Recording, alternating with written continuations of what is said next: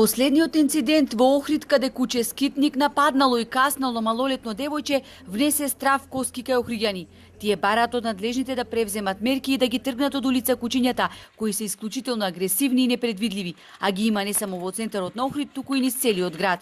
До сега не сум имал сериозен проблем, меѓутоа се симнувам од точек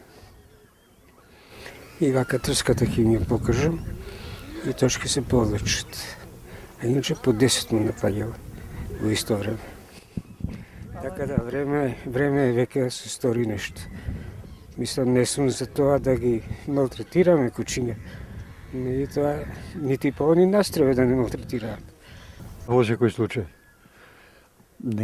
Ради кучињата и ради граѓаните. Сепак куче е куче, може и да нападне. Може немоćен човек, дете да нападне, па да имат.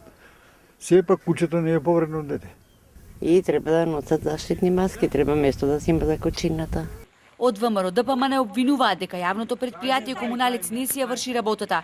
Во изминативе 7 месеци слушнавме неколку изјави дека стационарот само што не почнал со работа, но реалноста е сосема друга, вели координаторот на советничката група на ВМРО ДПМН.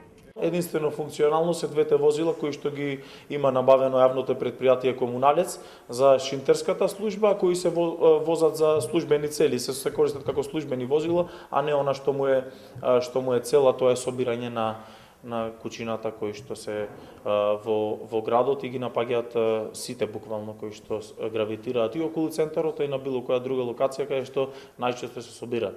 Значи, да резимираме, службата не функционира. Директорот на јавното предпријатие Охридски Комуналец Лјупчо Крдановски објаснува дека сите нивни обврски околу работењето на стационарот се завршени. Единствено се чека на доделување на локацијата на која се наоѓа стационарот во сопственост на јавното предпријатие, пошто ќе може да биде издадено и потребното одобрение од Агенцијата за храна и ветеринарство за вршење на дејноста. Измената на локална урбанистичка планска документација е започната веќе има сигурно година дена.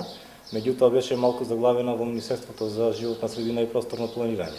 Се до регистрирањето на тоа прифатилиште, ние немаме право таму да постапуваме, ветеринарот нема право да работи, единствено само волонтери. Грдановски каже дека предпријатието исплатило големи суми пари, бидејќи граѓаните ги тужат. Највисока исплатена сума изнесува 70.000 евра, а најниската 5.000 евра.